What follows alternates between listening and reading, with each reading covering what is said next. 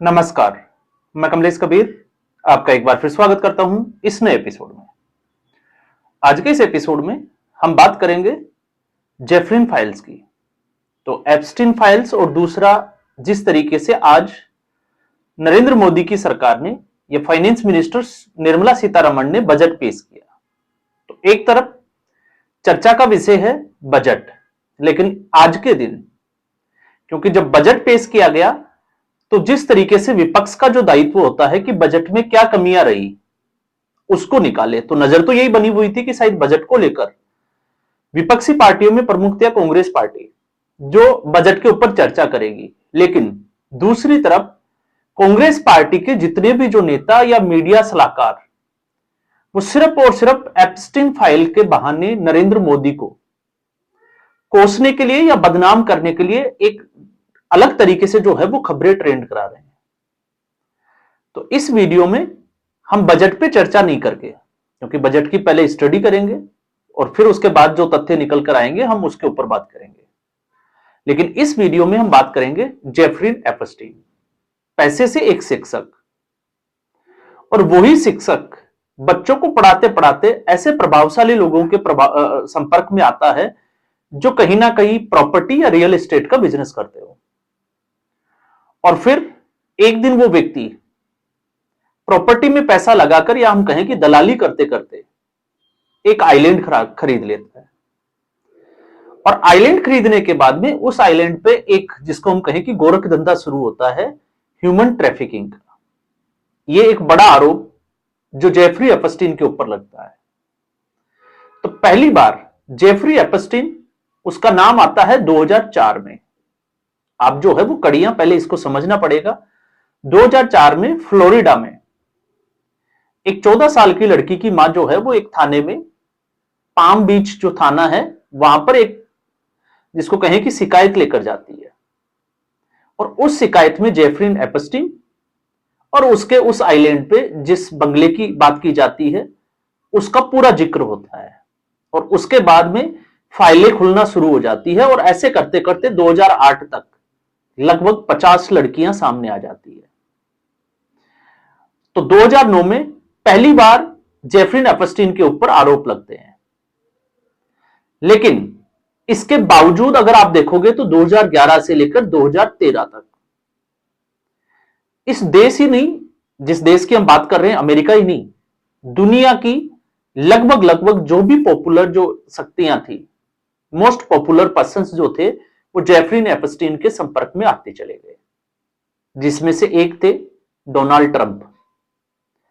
अब Donald Trump का जब दूसरा कार्यकाल शुरू हुआ, क्योंकि आपको पता होगा 2025 जनवरी, तो जनवरी में डोनाल्ड ट्रंप ने शपथ ली, और उसके बाद एलन मस्क और डोनाल्ड ट्रंप के बीच में मतभेद सामने आना शुरू हो गए, या हम कहें कि एक दूसरे की ब्लैकमेलिंग। और फिर एक बार वापस से नाम उठा जेफरिन एप्स्टीन का, यानी कि हम सीधे तौर पर कह सकते हैं ब्लैकमेलिंग के बहाने एक दूसरे को बदनाम करने की साजिश या सरकार गिराने की साजिश। तो रिपब्लिकन पार्टी और दूसरी अमेरिका, क्योंकि हमारी तरह मल्टी पार्टी सिस्टम तो है नहीं, टू पार्टी सिस्टम है, तो एक रिपब्लिकन पार्टी और दूसरी जो है वो कांग्रेस पार्टी। जिस तरीके से दोनों के डोनाल्ड ट्रंप सरकार ने दोनों को जो है वो पूछा, उसके जो है वो एक जिसको कहे कि वोटिंग करने के लिए कहा गया, और वोटिंग में फाइनल हुआ कि जेफरिन एप्स्टीन की जो फाइल्स है, एप्स्टीन फाइल्स, उसको सार्वजनिक कर दिया जाए। तो इस वक्त डीओजे जो है अमेरिका की कानूनी व्यवस्था में, तो डीओजे इस पूरी एप्स्टीन फाइल को अब सार्वजनिक कर रही है, जिसकी दूसरी खेप, पहली जो है वो खबर आ चुकी थी, अब दूसरी खेप में लगभग जो है वो 2000 पन्नों के आसपास और 50 जीबी के आसपास जो है वो डेटा रिलीज किया गया है। ऐसी जो है वो अलग अलग जगह पर अलग अलग खबरें मिलती आ रही है। लेकिन उसके बाद से अगर आप इसको, चाहे आप Indian national Congress social media पर, चाहे फेसबुक हो या यूट्यूब हो, इसके अलावा या ट्विटर हो, द वायर जैसे मीडिया प्लेटफॉर्म जो लगातार नरेंद्र मोदी को बदनाम करने के लिए या ऐसी चीजों में घसीटने के लिए तत्पर या तैयार बैठे हैं, तो यहां पर सवाल यह उठता है कि किसी व्यक्ति के फैसले गलत हो सकते हैं, लेकिन क्या उस व्यक्ति की नीयत गलत है क्या? यह एक बड़ा सवाल है। और जब हम नियत की बात करते हैं तो क्या इस तरीके से करने से क्या कांग्रेस पार्टी भारतीय जनता पार्टी को हरा सकती है क्या? यह एक बड़ा सवाल है, क्योंकि किसी भी तरीके से एन के एन प्रकार 2014 के बाद से 2014 में जब प्रधानमंत्री नरेंद्र मोदी ने प्रधानमंत्री पद के लिए चुनाव लड़ा था, तब उठा था चाय वाला। उसके बाद में लगातार जो है वो सर्जिकल स्ट्राइक को लेकर हो, बालाकोट एयर स्ट्राइक पर, तो इस तरीके के आरोप लगे कि पुलवामा जो है वो नरेंद्र मोदी ने करवाया है। और आरोप लगाने वाले ये भूल जाते हैं कि इससे पहले 26/11 क्या था। इसके अलावा जो है वो बहुत सारे जो बम ब्लास्ट हुए थे 1993 का, वो क्या था। 1989 में जो जिसको कहें कि नरसंहार हुआ था जम्मू कश्मीर में, वो क्या था।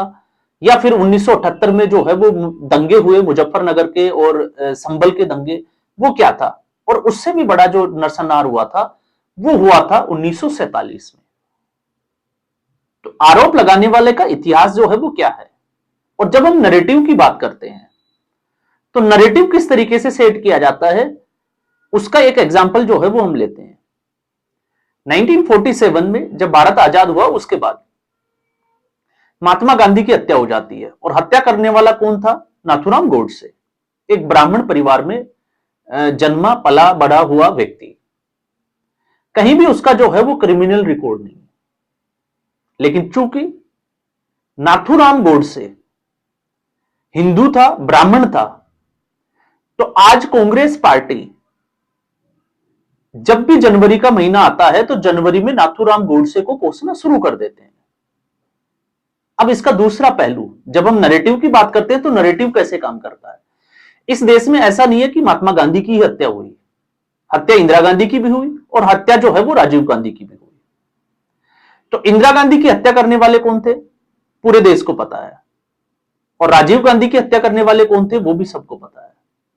लेकिन इन दोनों को जिन्होंने हत्या की, तो 1984 में जिस तरीके से सिखों को टायर लगाकर जिंदा जला दिए गए, गला रेत दिया गया, और फिर 1991 में आप जब जाओगे राजीव गांधी की जब स्टडी करोगे, तब आपको समझ में आएगा उन लोगों को माफ कर दिया जाता है। क्यों? क्योंकि वो सीधे तौर से कांग्रेस पार्टी की राजनीति को या वोट बैंक को डेंट करते हैं। तो ये है नैरेटिव। एक तरफ आप राजीव, चाहे इंदिरा गांधी हो या राजीव गांधी हो, उनके हत्यारों को माफ कर देते हो, और दूसरी तरफ महात्मा गांधी के हत्यारों को, क्योंकि उसको आप आरएसएस के साथ जोड़कर देखते हो, विश्व हिंदू परिषद के साथ जोड़कर देखते हो, इसलिए आपके वो नैरेटिव को सूट करता है। दूसरा, जब भी भारतीय जनता पार्टी के शासनकाल में कोई भी विमान हादसा या ऐसी कोई दुर्घटना हो जाती है जिसमें किसी की अकाल मृत्यु हो जाए, विपिन रावत इसका एक बड़ा उदाहरण।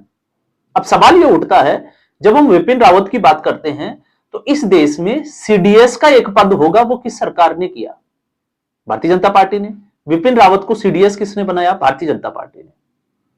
लेकिन जिस दिन मौसम खराब था पश्चिमी बंगाल में और उनका हेलीकॉप्टर दुर्घटनाग्रस्त हुआ, तो एक साजिश के तहत उनको मारा गया, इस तरीके का एक नैरेटिव सेट किया गया। तो अब अजीत पवार के जब विमान दुर्घटनावश जो है वो क्रैश हो गया, मौत हो गई, और उसमें साफ विजुअल्स जो है वो दिखाती है कि एक बार जो है वो लैंड करने की कोशिश की, लैंड नहीं हुआ, फिर वो दोबारा आता है और प्लेन क्रैश हो जाता है। तो सवाल पूछे जाते हैं कि उसकी निष्पक्ष जांच होनी चाहिए।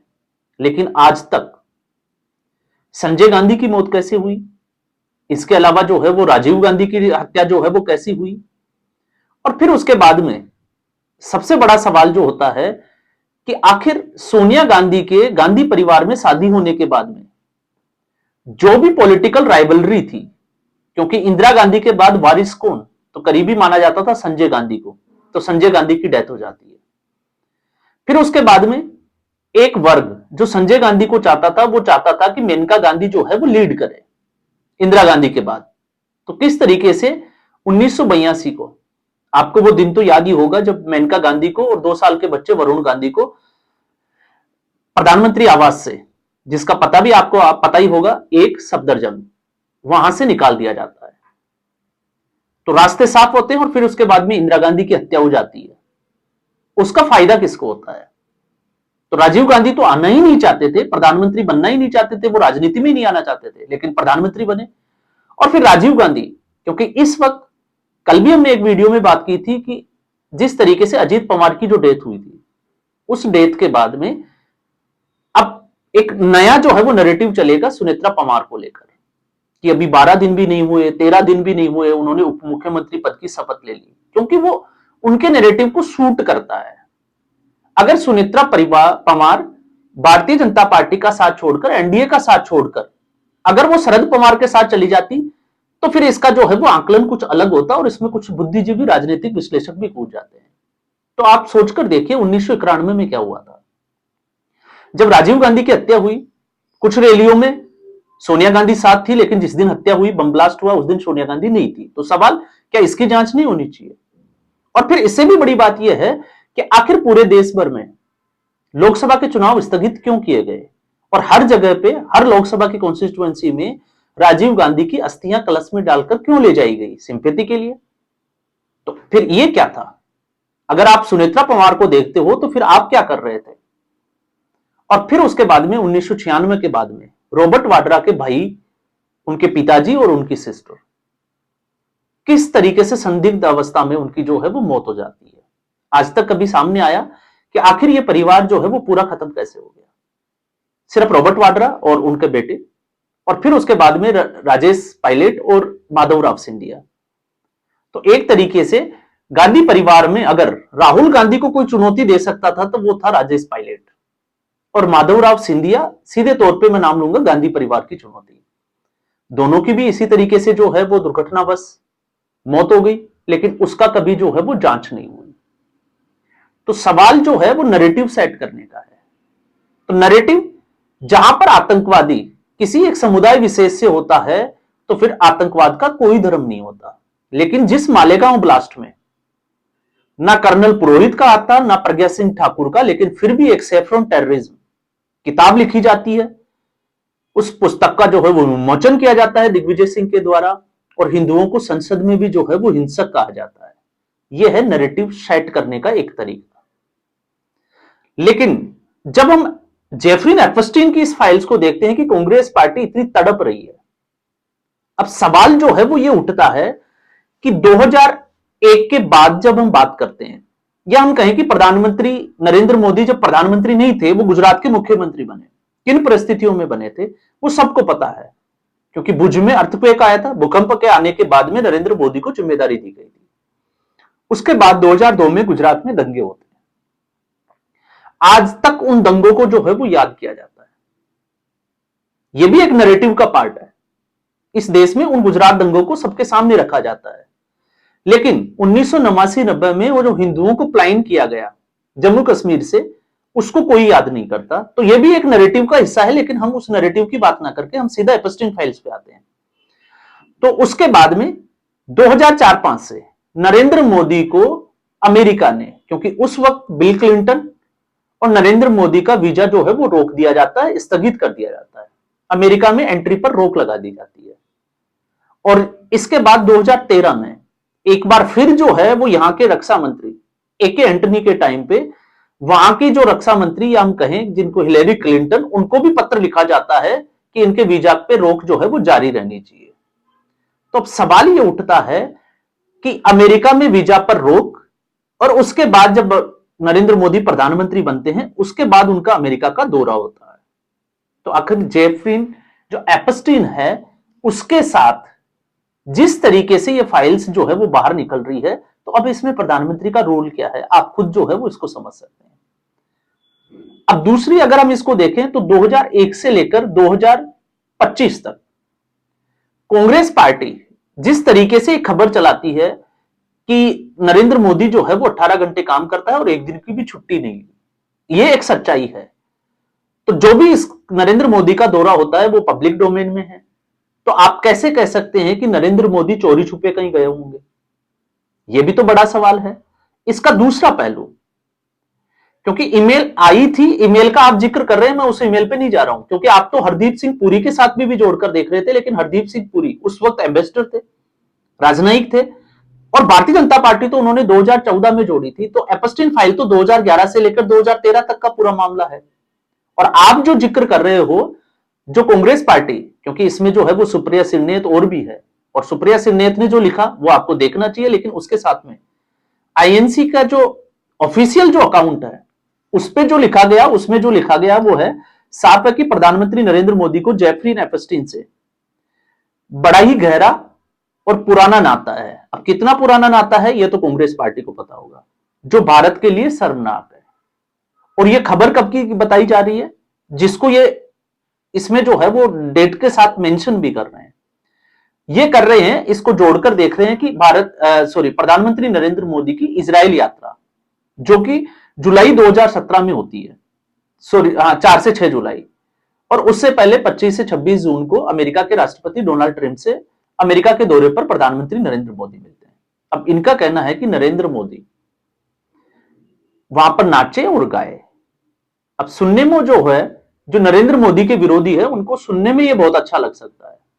प्रभाव क्या है वो आप समझ सकते हैं, क्योंकि नरेंद्र मोदी के फैसले गलत हो सकते हैं, और कई फैसलों पे जो है वो हमने जब कुछ गलत था तो हमने गलत ही बोला है। जैसे यूजीसी का आया तो भारतीय जनता पार्टी को हमने भी कोसा कि ये नहीं होना चाहिए था, लेकिन जब नियत की बात आती है तो मुझे लगता है कि देश की जनता जिस व्यक्ति में बचपन हो, उसको तो शायद जो है वो स्वीकार नहीं करेगी, भले ही कांग्रेस पार्टी कितना ही कर ले। लेकिन जब हम इन दौरों की बात करते हैं, एपस्टीन फाइल्स की बात करते हैं, तो एक तरीके से झूठा नैरेटिव जो इस वक्त जो है वो सेट किया जा रहा है। इसका क्या प्रभाव होगा ये बात की बात है, लेकिन अब सवाल उठता है कि जब अब देखिए सुप्रिया सिरनेत का जब ट्वीट आता है, उसके बाद तेजेंद्र सिंह बग्गा का भी एक ट्वीट आता है, माइनो और ना माइनो, तो फिर आप उसको कैसे बुलाओगे? जो असली डांसर थे, जो पोल डांसर की भूमिका में थे, तो फिर आप उसको अगर आप ये कहते हो कि भारतीय जनता पार्टी जो है वो इस तरीके की जो है वो शब्दावली यूज कर रहे हैं, तो फिर मुझे लगता है कि उससे भी जो है वो बचना चाहिए। तो इस तरीके से विपक्ष संगठनात्मक स्तर पर लगातार जो है वो कमजोर होता जा रहा है, और एक जिसको हम कहें कि 55 में जिसका बचपना है उसको ढोता जा रहा है। ऐसी स्थिति में कांग्रेस पार्टी का जीतना मुश्किल है। तो क्यों नहीं एक झूठे नैरेटिव के तहत बदनाम किया जाए, ये उसी का जो है वो एक हिस्सा है। बाकी जब बात आती है तो कांग्रेस पार्टी हिम्मत दिखाए जोहरान मदनानी की, जिसने अभी उमर खालिद को चिट्ठी लिखी थी, उनकी मां मीरा नायर, वो भी तो आफ्टर पार्टी एक फिल्म जो थी उसके आफ्टर पार्टी उस बंगले पर गई थी। एक ट्वीट करें, क्योंकि बांग्लादेश के हिंदुओं पर तो नहीं हुआ, लेकिन पैलेस्टाइन के बैग जो है वो संसद तक पहुंचे, वो पूरा देश ने देखा, तो एक जो है वो ट्वीट जो है वो जोहरान मदनानी के लिए करना चाहिए। तो आज के एपिसोड में बस इतना ही। उम्मीद करूंगा वीडियो एपिसोड आपको पसंद आया होगा। वीडियो को लाइक करें, शेयर करें, चैनल जरूर सब्सक्राइब करें। धन्यवाद।